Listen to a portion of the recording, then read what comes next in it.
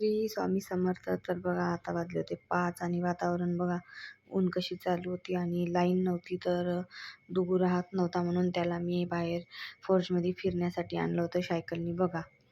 बघा त्याला खोलीमध्ये फिरो केलं पण तरी पण तो राहत नव्हता म्हणून मग घरी सगळेच जण होते पण तरी पण तो राहत नव्हता म्हणून त्याला थोडा वेळ म्हटलं फोर्समध्ये फिरवते आणि त्याच्यानंतर मग स्वयंपाकाची तयारी करते. कारण आता वातावरण कधी ऊन तर कधी पाऊस असा येते आणि कधी लाईन जाईल काही सांगता येत नाही. म्हणून हे बघा थोडा वेळ मी डुगूला फिरवतच 10-15 मिनिट फिरवत तोपर्यंत वातावरण बदलून गेलं. आभाळाचं वातावरण झालं होतं. तिथे म्हटलं पटापटा स्वयंपाक करून घ्या म्हणून डुगूला माझ्या जाऊबाईकडे नेऊन दिलं आणि मी स्वयंपाक करायला घेतला. तर आज स्वयंपाकामध्ये फणसाची भाजी, कढी, भात, पोळ्या असा सगळा मेनू तो समोर मी तुम्हाला व्हिडिओमध्ये दाखवणारच आहे. तर व्हिडिओ पूर्ण बघा आणि व्हिडिओ आवडल्यास व्हिडिओला लाईक, चॅनलला सबस्क्राईब नक्की करत जावा आणि कशी वाटते व्हिडिओ ते पण कमेंटमध्ये सांगा. तर हे बघा बाजारातून फणस आणला होता तर तसाच होता, त्याची भाजी बनणार होती. हे बघा त्यासाठी मी फणस छान चिरून निवडून घेतला होता. आता तुम्हाला फणस कसा कापायचा, काय कापायचा आणि त्याची भाजी कशी बनवायची आहे ते माहीतच आहे. ते काही मी पूर्ण रेसिपी दाखवत नाही व्हिडिओमध्ये. आणि हे बघा इथे मी फणस उकडण्यासाठी मांडला होता आणि माझ्या डुग्गूचं आणि जाऊचं असं काही चालू होतं. तो म्हणत होता की फिरो आणि तो शांत राहतच नव्हता. तो सायकलवर बसवला का त्याला तो गाणेच वाजवत राहतो सारखा आणि माझे जाऊ म्हणतात अरे बाबा बस कर, डोकं दुखत आहे, पण तो पुन्हा बटन दाबून चालू करत होता. तर हे बघा इथं फणस मी उकडायला टाकला होता. त्याचा फणस होईपर्यंत बाकीचे झाडझूड वगैरे पोळ्या भात सगळं बनवून घेतलं आणि गाजराचा हलवा बनवायचा होता. थोडेसे गाजर होते घरी तर म्हटलं काहीतरी गोड बनवावं, खायची इच्छा झाली तर. आणि खरंच डुग्गू झाला तेव्हाचा मी जास्तच गोड खात आहे. अगोदर तो पोटात होता तेव्हा तेवढं नव्हती खात, पण आता चहा आणि गोडावर माझा थोडा जास्तच जोर आहे.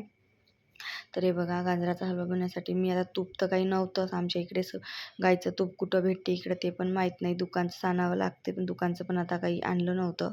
वेळेवरचा प्रोग्राम म्हणल्यावर घरी डालडा होता तर डालडा टाकून मी हलवा बनवून घेणार होती.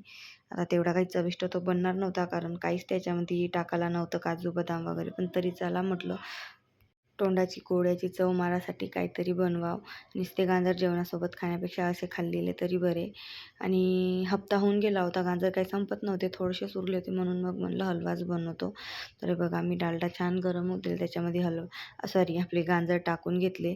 त्याला थोडंसं हलव्याचं म्हणजे तेल सुटतवरी त्याला फ्राय होऊ दिला. बघा तुम्हाला व्हिडिओमध्ये दिसते आणि रेसिपी पण काही सांगायची गरज नाही कारण सर्वांनाच माहीत आहे. त्याच्यानंतर त्याच्यामध्ये 1 वाटी साखर टाकून घेतला कारण जास्त गोड पण बनवायचा नव्हता कारण आमच्या घरी शुगरचे पण पेशंट जास्त आहे त्याच्याकरता. आणि माझं पण गोड खाणं अति होत आहे म्हणून 1 वाटी साखर टाकून घेतलं. साखरेचं पाणी सुटतवरी थोडा वेळ आणखी त्याला शिजू दिलं. त्याच्यानंतर 1 वाटी दूध टाकून घेतलं. बघा तुम्हाला व्हिडिओमध्ये दिसत आहे त्याप्रमाणे. आणि खरं सांगायचं दूध पण घरी नव्हतं. वेळेवर पॉकेट बोलवलं, तेही अगोदर दुकानात पाठवलं तर दुकान बंद होतं, अगोदर काही भेटलं नाही. त्याच्यानंतर मग डबल पाठवलं तर ते दुधाचं पॉकेट भेटून गेलं म्हणून थोडीशी हलव्याला चव आली. तरी बघा दुधाचं पण छान पाणी सुटतवरी आणि पूर्ण दूध हे हलव्याला जिरतवरी छान त्याला शिजवून घेतलं. बघा तुम्हाला व्हिडिओमध्ये दिसतच असेल. आणि एवढ्या याच्यामध्ये लाईन नव्हती, मेन कारण म्हणजे तेवढ्या गरमीमध्ये मी कशी शिजली असेल त्याचा विचार तुम्ही करा. आणि हे बघा असा माझा हलवा बनवून तयार झाला होता छान.